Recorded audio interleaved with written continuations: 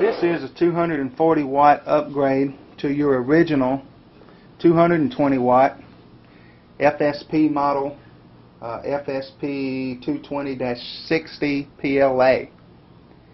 As you can see, we've got an adapter fastened to one of our power supplies here that has an identical screw hole pattern to your old power supply. So this power supply mounts right in place of your old one. And it's got the same amount of connectors or more than your old power supply has. So you're going to be electrically compatible as well.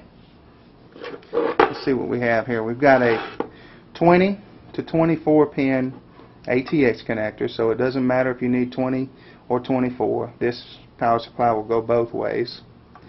We've got a P4 connector. There's 3 of these Molex connectors. You've got your floppy drive connector,